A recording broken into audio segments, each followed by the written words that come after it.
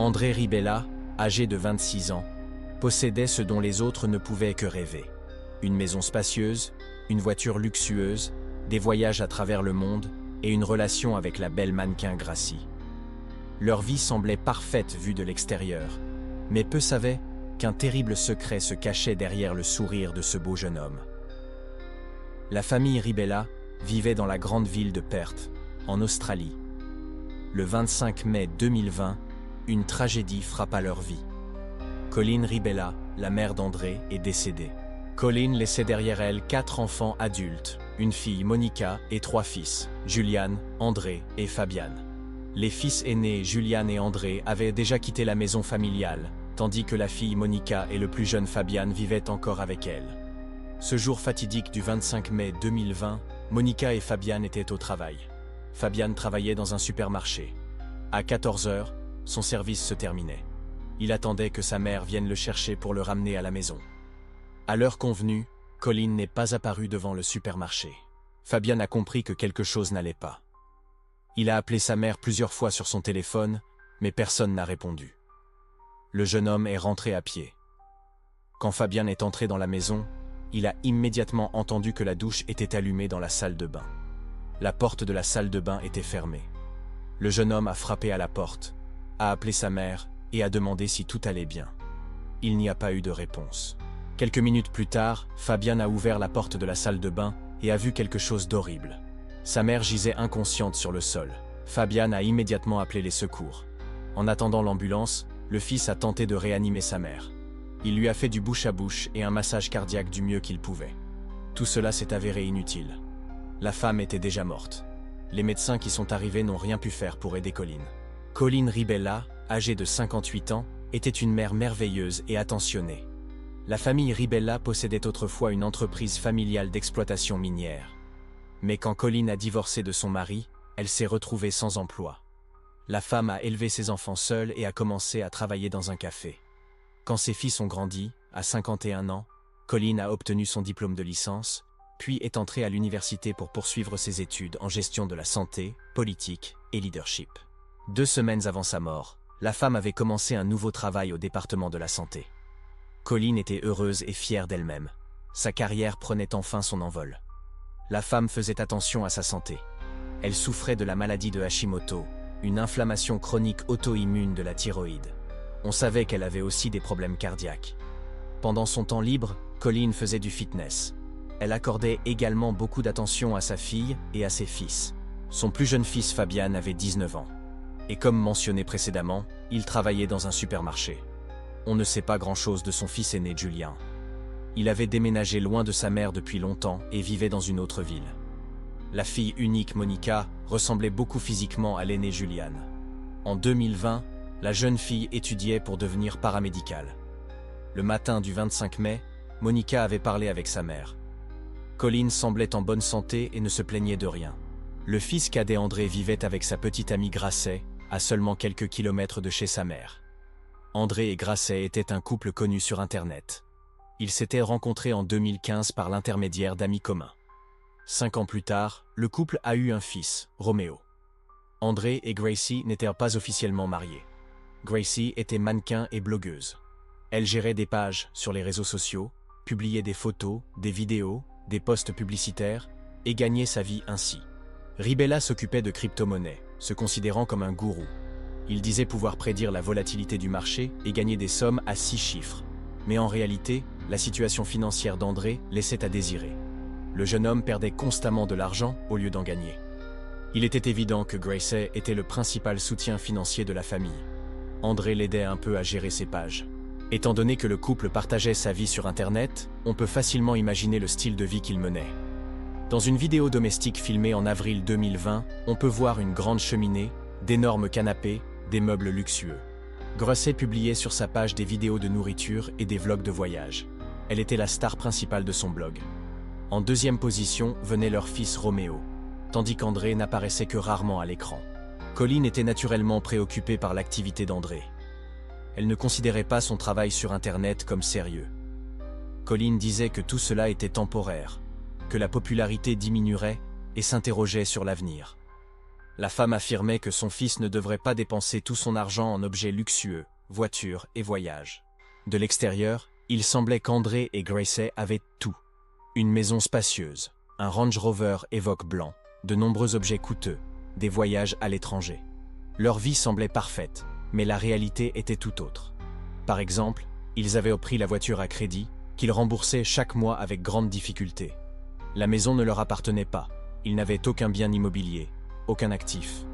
Leur situation financière était très précaire. Par rapport à André, Gracie avait une situation plus stable. Si nécessaire, elle pouvait gagner plus. André, lui, travaillait à perte. Son activité dans la crypto-monnaie ne générait aucun profit. En mai 2020, le couple avait accumulé une dette de plus de 120 000 $ australiens, soit environ 75 000 $ américains. Et ce même mois, la mère d'André est morte subitement. Cette journée du 25 mai a commencé dans l'anticipation joyeuse. André et Gracie prévoyèrent de passer du temps avec la cousine du mannequin, qui leur rendait visite depuis une autre ville. Ils avaient prévu de déjeuner tous les trois, et Gracie attendait ce moment avec impatience. Cependant, rien ne s'est passé comme prévu. Vers 10 h du matin, André a soudainement disparu de la maison. Il n'a rien dit à personne, il s'est simplement volatilisé. Au début, Gracie était perplexe, puis elle s'est dit qu'André était peut-être sorti brièvement et reviendrait bientôt. Les minutes se sont transformées en heures. L'inquiétude de la jeune femme grandissait. Gracie a envoyé plusieurs messages à André, sans réponse. Entre 11h10 et 11h25, Gracie a fait 12 appels à André. Mais personne n'a décroché. Gracie s'est énervée et a commencé à envoyer des messages à l'homme. Voici leur contenu. Réponds au téléphone. Où es-tu? Tu n'as pas de téléphone? Qu'est-ce qui t'arrive? Réponds bon sang, je suis furieuse. Je suis tellement en colère contre toi. Plusieurs heures se sont écoulées. Gracie était furieuse.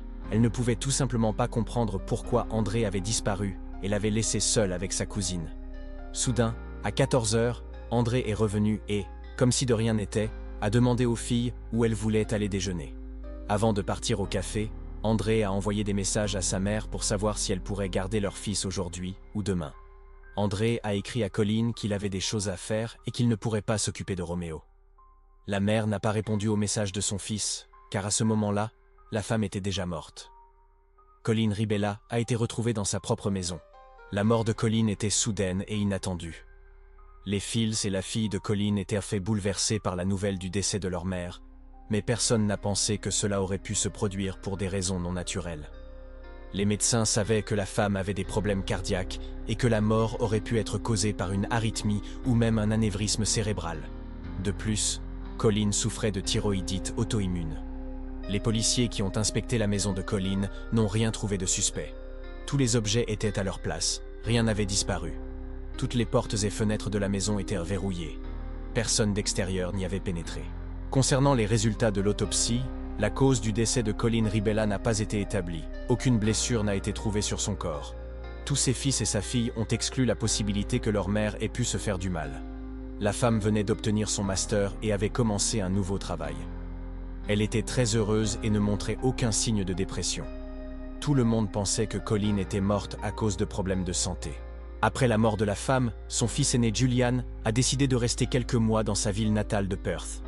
C'est Julian qui a commencé à remarquer que quelque chose n'allait pas avec son frère André. Il commençait à se comporter étrangement. Lorsque Julian examinait les documents de sa mère, il a remarqué que son permis de conduire avait disparu. Julian en a parlé à ses frères et sœurs, et André a avoué l'avoir pris.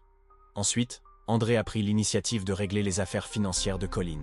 Tout cela ne ressemblait pas à André, et peu après, Julian a découvert que leur mère avait plusieurs polices d'assurance vie. Aucun des autres membres de la famille ne savait que 2 semaines avant la mort de Colin, André avait souscrit non pas une, non pas 2, mais 3 polices d'assurance vie pour sa mère. Cela semblait normal, mais ce qui était étrange, c'est qu'il avait souscrit ces polices non pas pour lui-même, sa petite amie, son enfant, ses frères ou sa sœur, mais uniquement pour sa mère. Le montant total de ces polices d'assurance vie dépassait $1 million. Après la mort de sa mère, André a fait en sorte que tout le courrier de Colin arrive à son adresse, bien que Monica et Fabian continuent de vivre dans la maison de leur mère. André était également le premier à être contacté par téléphone par le médecin légiste. Il semblait que l'homme avait toujours une longueur d'avance et gardait tout sous contrôle.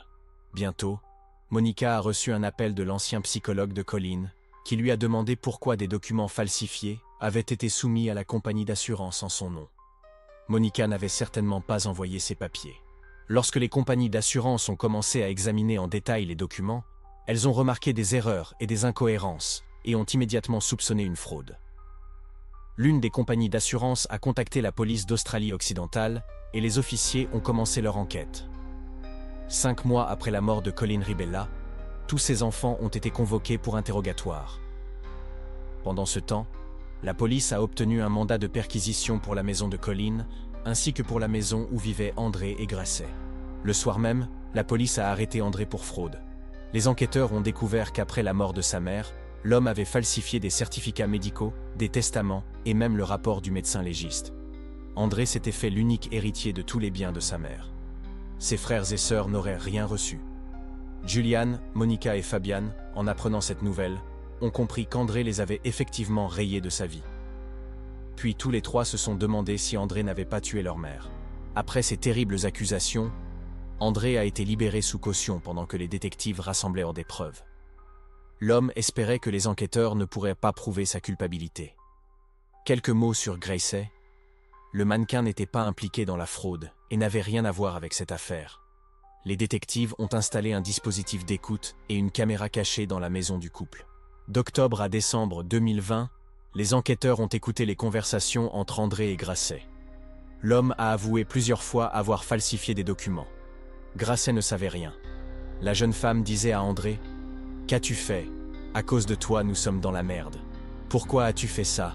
C'est tellement stupide de ta part. » Grasset exprimait également sa crainte de devenir mère célibataire.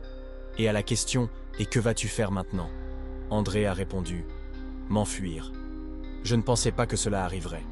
Je n'irai pas en prison. J'obtiendrai mon argent et quitterai ensuite le pays. » Pendant l'enquête, André a continué à mener sa vie habituelle en liberté. Il vivait dans une maison luxueuse avec Grasset et son fils. La famille continuait comme d'habitude à tourner des vidéos et à publier des photos heureuses. Au bout de 2 ans, le conte de fées s'est terminé. En novembre 2022, après une enquête approfondie menée par les détectives, André Ribella a été officiellement arrêté et accusé du meurtre de sa mère. André et Grasset menaient une vie glamour sur les réseaux sociaux.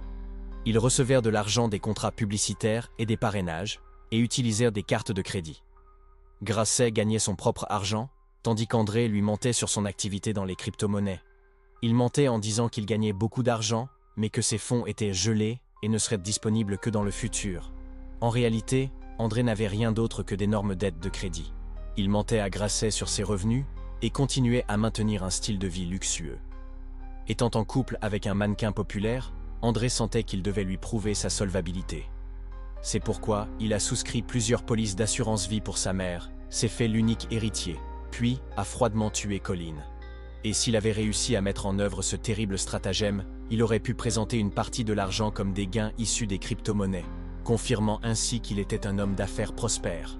Malheureusement, beaucoup de temps s'était écoulé depuis la mort de Colleen lorsque la police a commencé l'enquête pour meurtre. Les officiers n'ont pas pu trouver d'enregistrement des caméras de surveillance dans la zone. Mais ils ont découvert des enregistrements très détaillés de la façon dont André contactait plusieurs compagnies d'assurance après la mort de sa mère. Chaque fois qu'une compagnie d'assurance refusait le versement à André, il trouvait un moyen de contourner cela, généralement à l'aide de faux documents. Il se compromettait effectivement lui-même à chaque étape.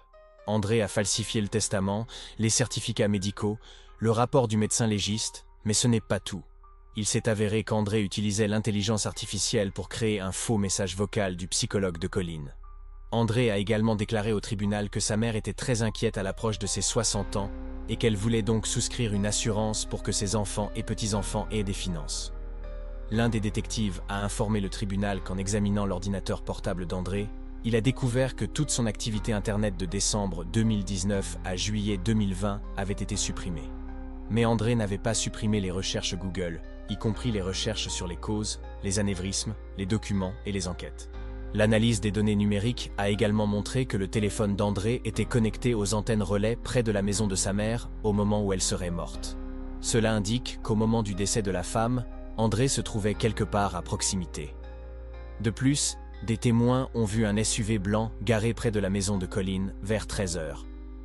Le 25 mai, Colleen avait conduit son plus jeune fils au travail à 10 heures, puis était rentrée directement chez elle.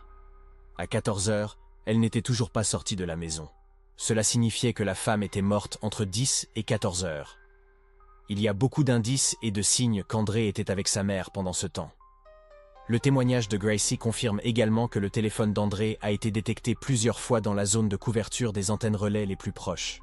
Son SUV a été vu près de la maison de Colleen. Ce qui était particulièrement suspect, c'est que la femme est morte quelques semaines après qu'André ait souscrit 3 polices d'assurance vie.